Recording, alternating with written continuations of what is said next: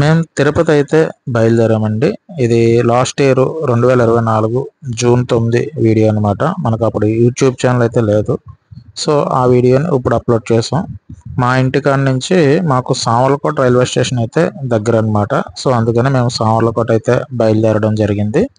మీరు ఇప్పుడు చూస్తున్నారు కదా, ఇది సామర్లకోట ఆంజనేయ స్వామి వారి విగ్రహం అనమాట. అంటే సామర్లకోట ఆంజనేయ స్వామి వారు ఫేమస్ అండి ఇక్కడ. అంటే ఈ ఏరియాకి వచ్చి అంటే చాలా ఎత్తైన విగ్రహం అన్నమాట. ఇది మీకు కనిపిస్తుంది కదా, మీరు చూస్తున్నారు కదా, శ్రీ ప్రసన్న ఆంజనేయ స్వామి వారి విగ్రహం. సో మేమైతే సామర్లకోట రైల్వే స్టేషన్కి అయితే రావడం జరిగింది. కాకినాడ వెళ్ళవలసిన ప్రతి ఒక్కరు, అంటే మ్యాక్సిమం ట్రైన్స్ అన్నీ కూడా సామర్లకోట జంక్షన్లో ఆగుతాయండి. ఎందుకంటే కాకినాడకి వెళ్ళే ట్రైన్స్ తక్కువ. మ్యాక్సిమం మెయిన్ లైన్ ఏదైతే ఉందో ఆ లైన్ నుంచి వచ్చిన ప్రతి ట్రైను సామర్లకోట జంక్షన్లో ఆగుతుంది. ఎందుకంటే కాకినాడకి వెళ్ళాలనుకునే ప్రతి ఒక్కరు సామర్లకోట జంక్షన్లోనే దిగాలి. ఎందుకంటే కాకినాడ వెళ్ళే ట్రైన్స్ తక్కువ అనమాట. సో అందుకని మెయిన్ జంక్షన్ అనమాట సామర్లకోట. అందుకని రాజమండ్రి తర్వాత ప్రతి ట్రైను మనకి సామర్లకోటలో ఆగడం జరుగుతుంది.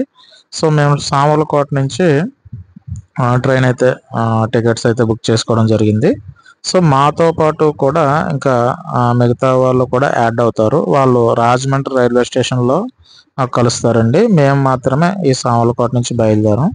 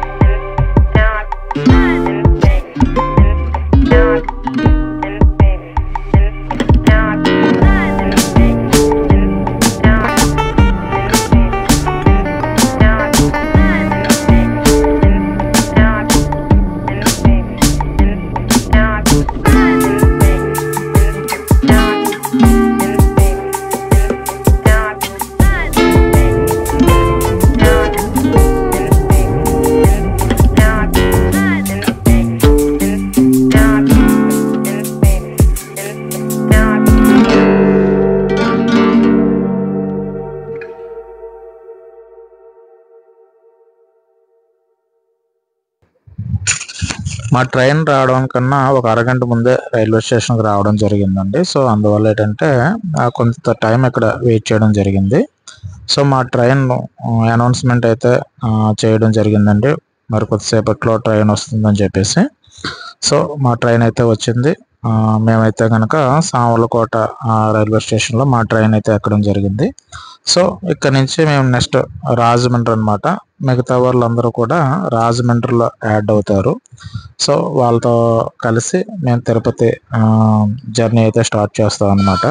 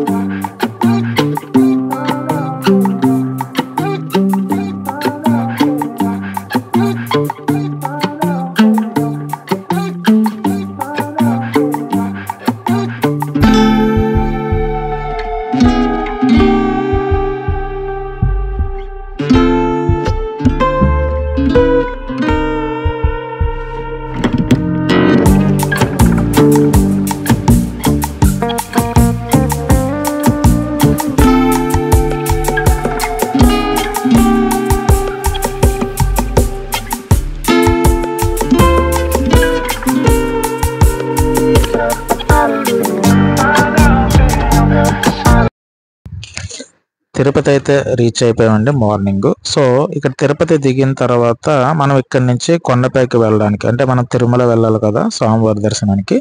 సో ఇక్కడి నుంచి అయితే వెహికల్స్ అయితే ఉన్నాయండి.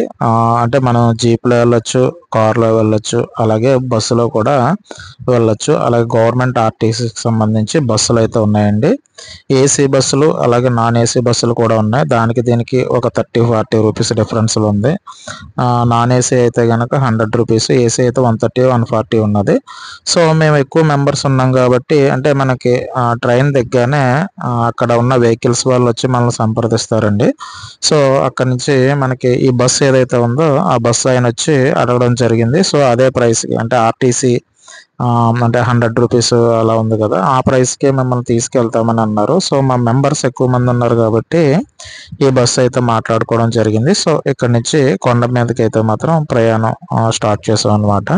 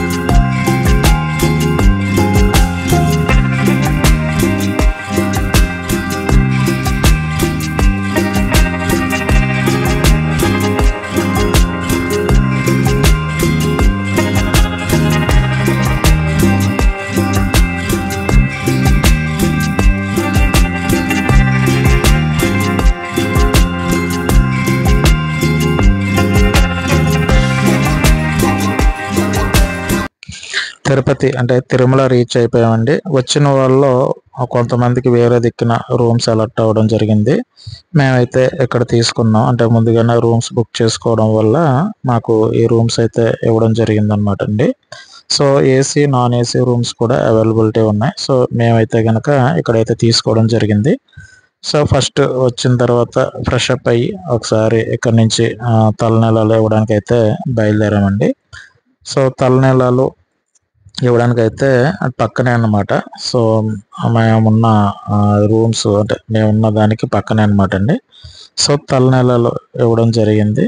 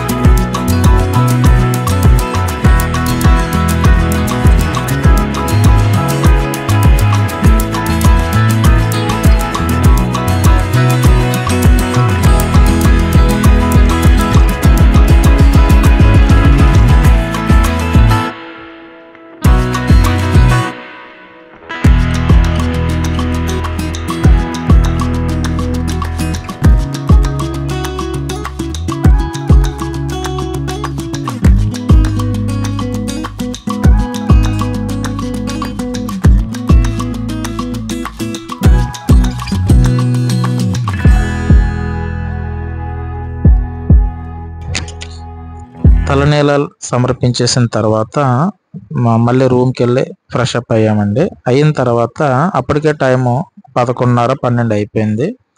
మార్నింగ్ ట్రైన్ దిగుతూలోకి 6:30 అలా అయిపోయిందండి. కింద బస్సు మాట్లాడుకుని పైకి వస్తూలోకి నాకు తెలిసి 7:30, 8 అయిపోయింది. మళ్ళీ అక్కడి నుంచి రూమ్ దగ్గరికి రావడం అవన్నీ చూసుకుంటేలోకి రూమ్ అలర్ట్ అయితేలోకి 9 అలా అయిపోయిందండి. సో ఫ్రెష్ అప్ అయ్యి తలనీలాలు ఇస్తేలోకి 10:30, 11 అయిపోయింది. మళ్ళీ రూమ్కి వెళ్ళి ఫ్రెష్ అప్ అయితేలోకి 12 అయిపోయిందండి. సో మేమైతే ఎక్కడైతే రూమ్ కేటాయించారో దాని పక్కనే శ్రీ వెంగమాంబ అన్నప్రసాద కేంద్రం ఉంది. సో అక్కడికైతే మాత్రం అన్నప్రసాదం స్వీకరించడానికి రావడం జరిగింది. మాకు దర్శనం 9కి అయితే ఇవ్వడం జరిగిందండి. సో అందుకని ఏం చేసామంటే లోకల్గా కొన్ని చూడడానికి ఉన్నాయన్నారు. అంటే శిలాతోరణం, తర్వాత పాప వినాశం, అలాగే ఆకాశగంగ, ఇలా లోకల్లో కొన్ని ఉన్నాయి కదండి, దానికైతే మాట్లాడుకోవడం జరిగింది. సో ఎక్కువ మంది ఉండడం వల్ల వెహికల్ అయితే తక్కువకే రావడం జరిగిందండి. సో అదే లోకల్గా తిరగడం కోసం అయితే వెళ్తున్నాం. సో మేము వెళ్ళి వాటిల్లో పాప వినాశం, అలాగే శిలాతోరణం, ఇవి కొన్ని ఉన్నాయండి. సో అందులో కొన్ని చూడడానికి అయితే మేము వెళ్ళడం జరిగింది.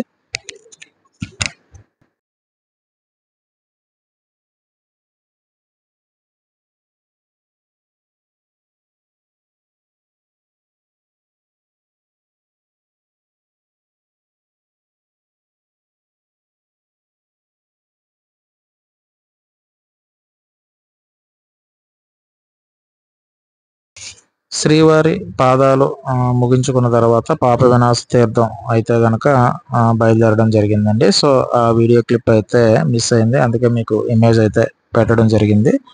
సో మనం ఎప్పుడైనా ఇలాగ పైన తిరుమల కొండ మీద తిరుగుదాం, కొంచెం చూద్దాం అని అనుకుంటే కనుక కొంచెం ఎర్లీగా బయలుదేరాలండి. ఎందుకంటే లైటింగ్ అంటే 3-4 గంటలు బయలుదేరితే కనుక మనకి ఫాస్ట్గా ట్రిప్ ముగించడం జరుగుతుంది. శిలాతోరణం మీకు ఇమేజ్ కనిపిస్తుంది కదా, సో మనకు లోపల కూడా కనిపిస్తుంది. సో ఎందుకంటే కనుక ఒకసారి క్లిప్ అంటే మీకు ఒక ఐడియా ఉంటుందనే ఉద్దేశంతో మీకు కనిపిస్తుంది కదా, ఇదే శిలాతోరణం అనమాట. సో దీని ముందు ఫొటోస్ అయితే దిగడం జరుగుతుంది అనమాట. చాలామంది ఇది ఇక్కడ పార్క్ లాగా అరేంజ్ చేశారు. సో నేనేమంటున్నానంటే తిరుమల కొండ మీద ఏదైనా ప్లేస్లు విజిట్ చేద్దాం అని అనుకుంటే కనుక కొంచెం ఎర్లీగా మినిమం 5 to 6 అవర్స్ టైం అయితే కేటాయించుకోవాలండి. అలా కాదు 3-4 గంటలకి మనకి వెహికల్ దొరికింది కదా అవైలబుల్గా ఎక్కేద్దాం అని అనుకుంటే కనుక వాళ్ళు మినిమం మనకి ప్రతి దిక్కున 10 నుంచి 15 నిమిషాలు టైం ఇస్తున్నారు. అంత టైంలో అయితే మాత్రం మనం చూడడానికి ఇబ్బంది అవుతుంది. ఎందుకంటే కనుక వరుసగా మనం నడవడం కూడా ఇబ్బంది అనమాట. సో పెద్దవాళ్ళు అయితే చాలా ఇబ్బంది పడతారు, అలాగే చిన్నపిల్లలతో కూడా కొంచెం కష్టమే, ఎందుకంటే అప్ అండ్ డౌన్స్ ఉన్నాయన్నమాట.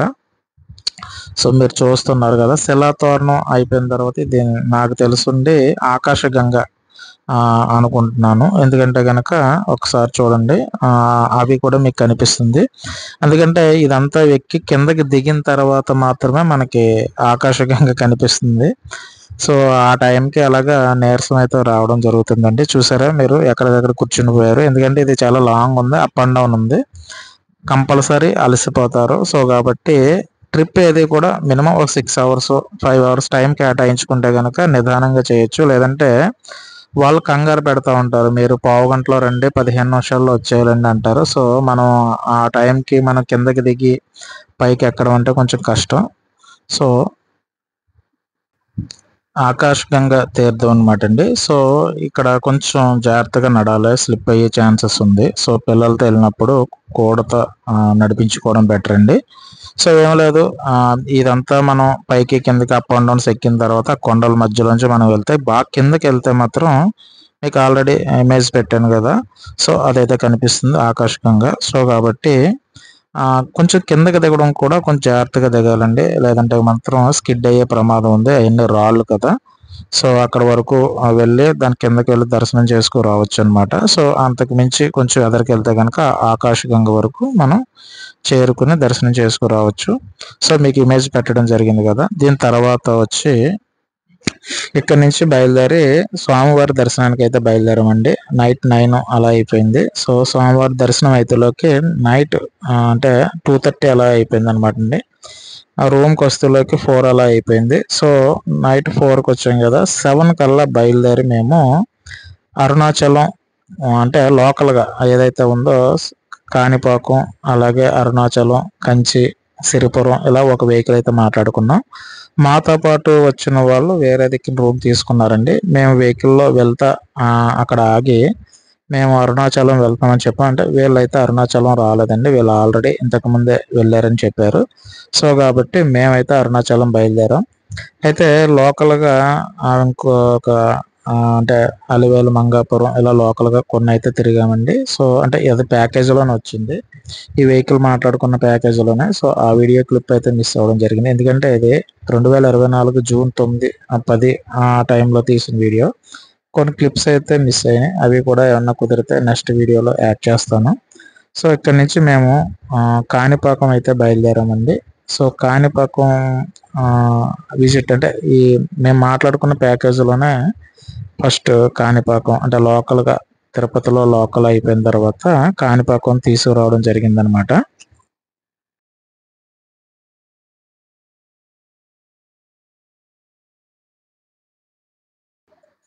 తిరుపతి తర్వాత లోకల్గా ఉన్న దేవస్థానాలు దర్శించుకున్న తర్వాత కాణిపాకం రావడం జరిగిందండి. సో మీకు క్లిప్ ఎందుకు పెడుతున్నామంటే కనుక, సో మనకి ఏ గుడి దగ్గరికి వెళ్ళినా కూడా మన మొబైల్స్ ముందుగానే తీసేసుకుంటున్నారు. సో కాబట్టి మనం గుడి దగ్గర వీడియోస్ తీయడానికి అంతగా అవ్వట్లేదండి, ఎందుకంటే సో అందుకనే మీకు క్లిప్ అయితే యాడ్ చేయడం జరుగుతుంది. సో ఇదంతా కాణిపాకం అన్నమాట. సో ఏదైనా ఎక్కడైనా కూడా మనం మినిమం దర్శనానికి గుడి దగ్గరికి వచ్చినప్పుడు మినిమం 1 or 2 hours టైం కేటాయించుకోవాలండి. హడావుడిగా వస్తే కనుక టైం అయితే సెట్ అవ్వదు అనమాట. సో మేము కాణిపాకం నుంచి బయలుదేరాం అనమాట అండి, అంటే సిరిపురం బయలుదేరాము. అంటే కాణిపాకం నుంచి సిరిపురం నాకు తెలుసు తమిళనాడు. మనం ప్రజెంట్ వచ్చింది సిరిపురం అనమాట. మీకు కనిపిస్తుంది కదా, ఇక్కడ కూడా మొబైల్స్ ఎంట్రన్స్లోనే తీసేసుకుంటున్నారు. సో అందుకని మీకు క్లిప్స్ పెట్టడం జరిగిందనమాట. సిరిపురం మీరు చూస్తున్నారు కదా, సిరిపురం గోల్డెన్ టెంపుల్ పైనుంచి చూస్తే కనుక ఈ విధంగా ఉంటుందన్నమాట. సో మనం ఇమేజ్ పెట్టడం జరిగింది. సో ఏదైనా మనకి ఎంట్రన్స్లోనే మొబైల్స్ తీసేసుకుంటారు, సో ఫొటోస్ దిగడానికి అవ్వదు. టెంపుల్ అయితే అదనమాట, అది కూడా ఇమేజ్ పెట్టడం జరిగింది. సో స్టార్టింగ్లోనే మనకి మొబైల్స్ తీసేసుకుంటారనమాట, కాబట్టి మీరు ఎక్కడ కూడా ఫొటోస్ తీయడానికి అయితే అవ్వదు. సో సిరిపురం గోల్డెన్ టెంపుల్ అనమాట, లక్ష్మీదేవి అమ్మవారిది. సో సిరిపురం అయిపోయిన తర్వాత మనం అరుణాచలం అయితే బయలుదేరడం జరిగిందనమాట అండి. సో అరుణాచలం అంతా ఇవన్నీ కూడా తమిళనాడే కదా, తమిళనాడులో కొంచెం గుళ్ళు ఎక్కువ అండి. సో అరుణాచలం అయితే బయలుదేరడం జరిగిందనమాట మేము.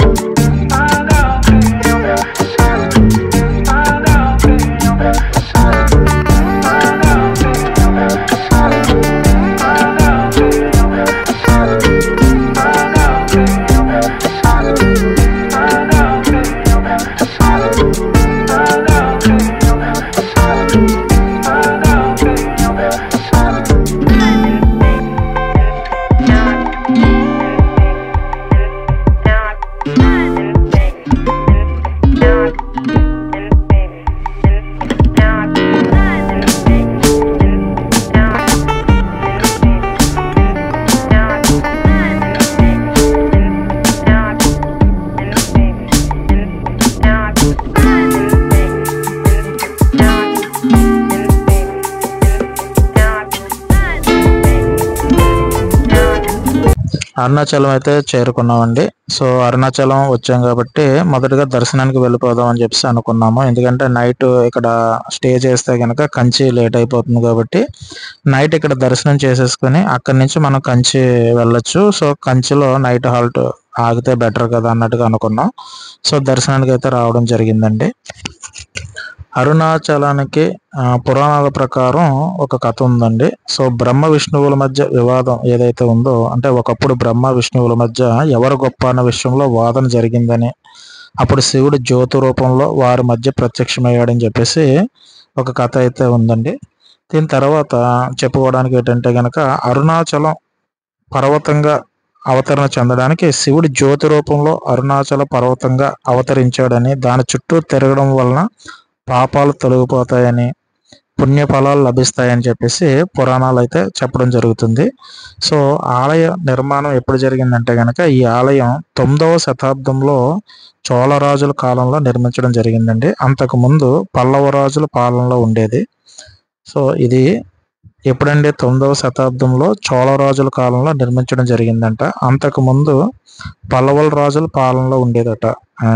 అంటే చాలా పురాతనమైన దేవాలయం అన్నమాట ఇది. సో అరుణాచలేశ్వర స్వామి ఇక్కడ వెలసిన స్వామివారు అరుణాచలేశ్వర స్వామివారు. ఇది శివుడి యొక్క రూపం అండి.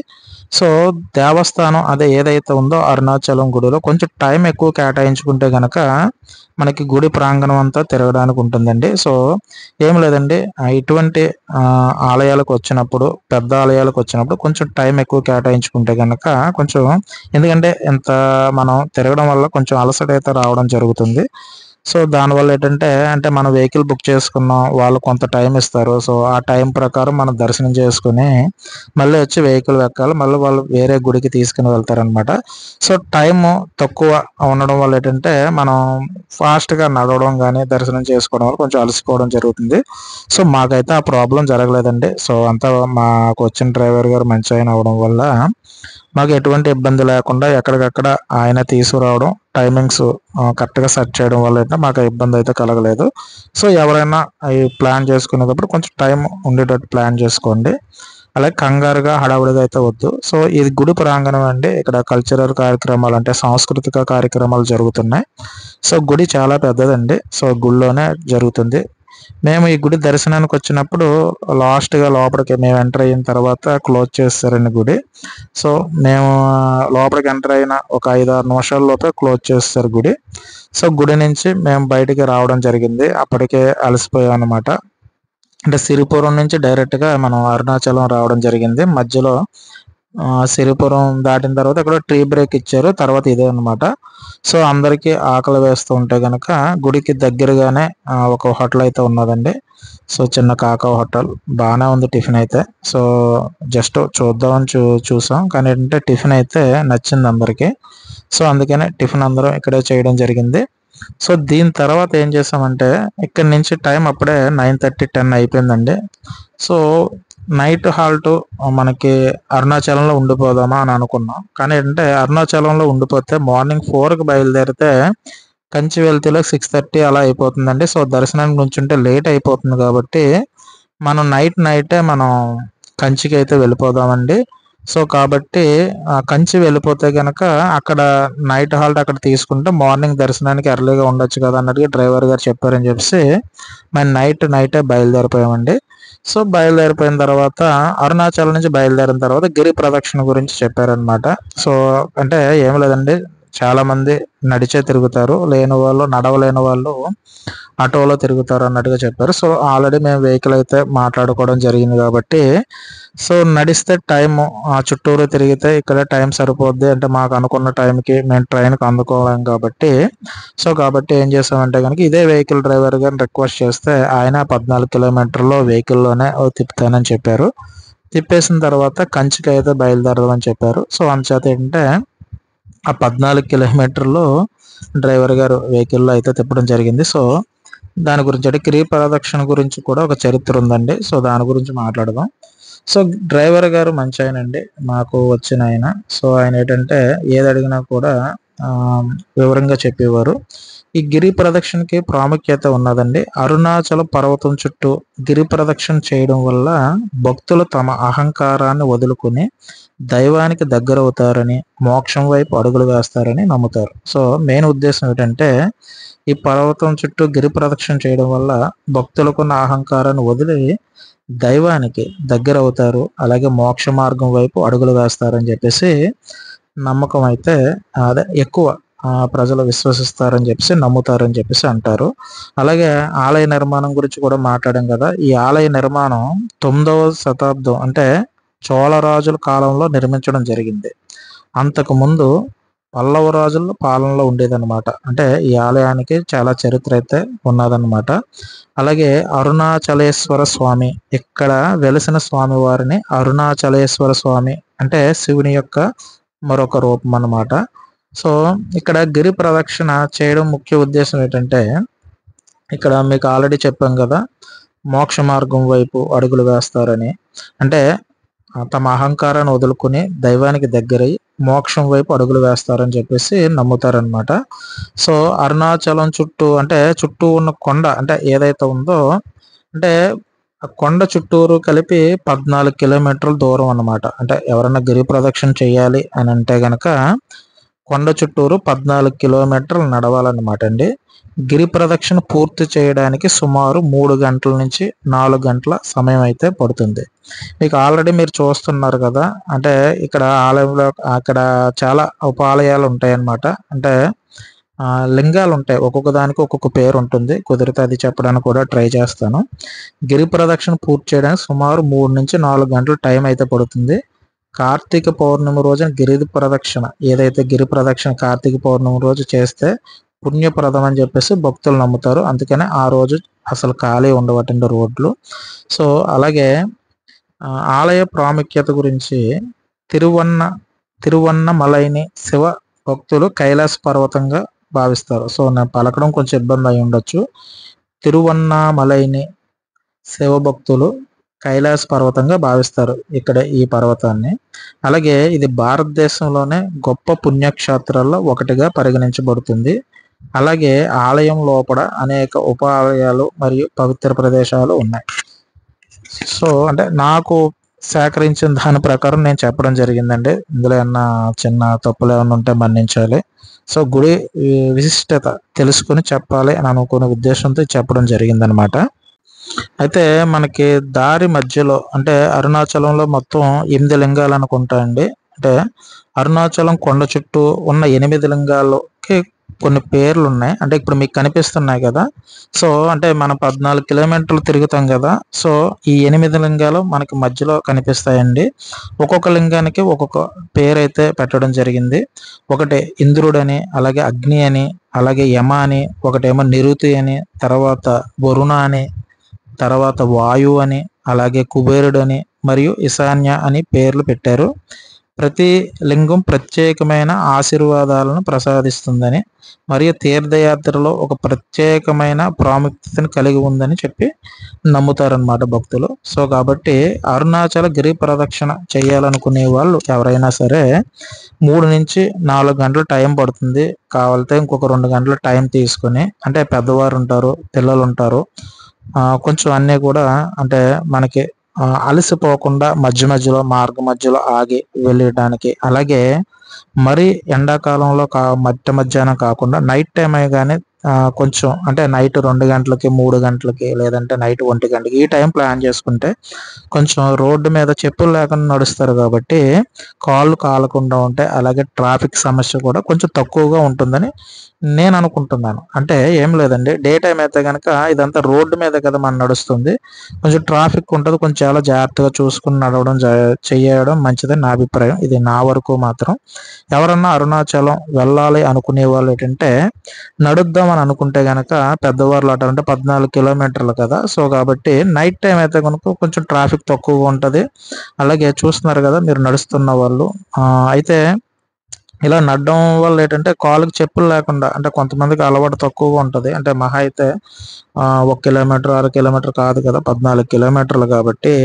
సో నడిచేటప్పుడు నైట్ డే టైం అంటే కొంచెం ఎండ ఎక్కువగా ఉంటే కాళ్ళు కాలుతాయి కాబట్టి నైట్ టైం ప్లాన్ చేసుకోండి.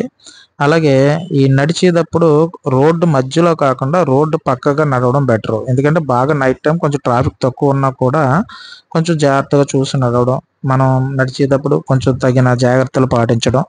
సో దారిలో ఉన్న ఏదైతే 8 లింగాలు ఉన్నాయో ఆ లింగాలకు, ఒక్కొక్క లింగానికి ఒక్కొక్క ప్రాధాన్యత ఉంది. సో కాబట్టి అవన్నీ దర్శించుకుంటూ చివరగా వచ్చి మనం అరుణాచలేశ్వర స్వామి వారిని దర్శనం చేసుకోవచ్చు. కాబట్టి నాకు తెలిసినంత వరకు, నేను గ్యాదర్ చేసినంత వరకు ఆ గుడి ఏదైతే ఉందో అరుణాచల ఈశ్వర స్వామి వారి విశిష్టత తెలియజేయడానికి ట్రై చేశాను. అందులో ఏమన్నా చిన్న చిన్న తప్పులు ఏమన్నా ఉంటే మన్నించాలని చెప్పేసి కోరుతున్నాను. మీరు చూస్తున్నారు కదా, ఈ నడిచే వాళ్ళందరూ కూడా దర్శనానికి, అంటే ఈ నైట్ చాలామంది దర్శనానికి, అంటే ఇప్పుడు నడక స్టార్ట్ చేస్తే నాకు తెలుసు ఇప్పుడు టైము 12-12:30 అయింది. వీళ్ళు మార్నింగ్ 4:35, 6 లోపే స్వామివారి దర్శనానికి వెళ్ళొచ్చు అనే ఉద్దేశంతో నైటే ఈ నడవడం జరుగుతుందన్నమాట. సో నడిచేటప్పుడు రోడ్డు మధ్యలో కాకుండా రోడ్డు పక్కల నడవడం బెటరు. అలాగే నైట్ 1:00, 2 ఆ ప్రాంతంలో ప్లాన్ చేసుకోండి, కొంచెం రోడ్డు చల్లగా ఉంటుంది. సో మా డ్రైవర్ గారు అడగగానే మమ్మల్ని ఈ 14 కిలోమీటర్లు, అంటే ఇటు 7 అటు 7 మొత్తం 14 కిలోమీటర్లు రౌండ్ అయితే తిప్పడం జరిగింది. దీని తర్వాత మాదైతే అయిపోయిందండి, కంప్లీట్గా గిరి ప్రదక్షిణ వెహికల్లో చేయడం జరిగింది. సో ఇక్కడి నుంచి మేము ఏం చేసామంటే కనుక, ఈ ప్రదక్షిణ అయిపోయిన తర్వాత మీకు దారి మధ్యలో ఇటువంటి లింగాలు కనిపిస్తూనే ఉంటాయి. సో ఇవన్నీ దర్శనం చేసుకుని ఆ పిమ్మట అవడానికి నాకు తెలిసి 3-4 అవర్స్ అన్నారు, కానీ ఇంకా ఎక్కువ టైమే పడుతుందండి మ్యాక్సిమం. మీరు అన్ని దర్శనం చేసుకుని నడిస్తే, అంటే అలవాటు ఉన్న వాళ్ళు అయితే పర్వాలేదు, కానీ కొత్తగా నడిచే వాళ్ళు ఎవరైనా సరే కూడా కొంచెం 5-6 అవర్స్ అలా పడుతుందని నేను అనుకుంటున్నాను. సో ఆయన మా డ్రైవర్ గారు అనమాట. సో మాదైతే కంప్లీట్ అయిపోయింది. ఇక్కడ నుంచి మేము కంచికి అయితే బయలుదేరడానికి ట్రై చేసాము. సో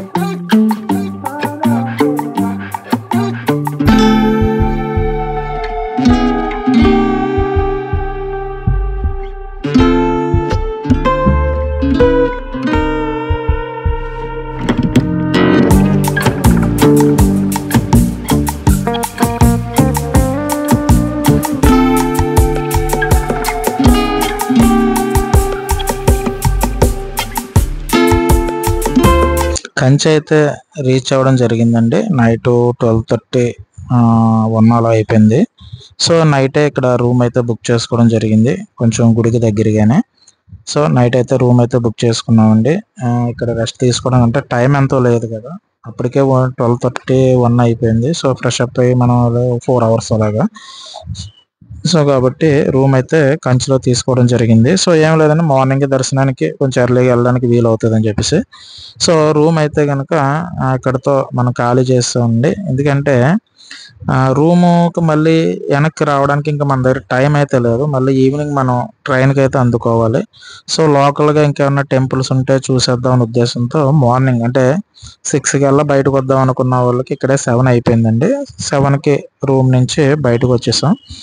బయటకు వచ్చేసిన తర్వాత ఏదో డ్రైవర్ గారు చెప్పారు, ఇంకా అటు నుంచి అంటే ఈ లగేజ్ వెహికల్లో పెట్టేసుకుని వెళ్ళిపోదాం అండి. అటు దర్శనం అయిపోయిన తర్వాత ఇంకేమన్నా లోకల్గా ఉంటే చూసుకుందాం, అక్కడి నుంచి మనం డైరెక్ట్గా తిరుపతి వెళ్ళిపోదామండి. ఆ ట్రైన్ అంటే మాకు 4:35కి ట్రైన్ ఉందన్నమాట. సో ఆ టైంకి రీచ్ అవ్వాలంటే కనుక కొంచెం మనం ఎర్లీగా, ఎందుకంటే మనం ఉన్న తమిళనాడులో కదా, సో కాబట్టి ఇవన్నీ బేగా ఫాస్ట్గా ముగించేసుకుని వెళ్ళాలి, లేదంటే ట్రైన్ లేట్ అయిపోతే మొత్తం ట్రిప్ అంతా మళ్ళీ ప్రాబ్లం అయిపోతుంది అనే ఉద్దేశంతో మేము 6:37 కల్లా బయటకు అయితే రావడం జరిగింది.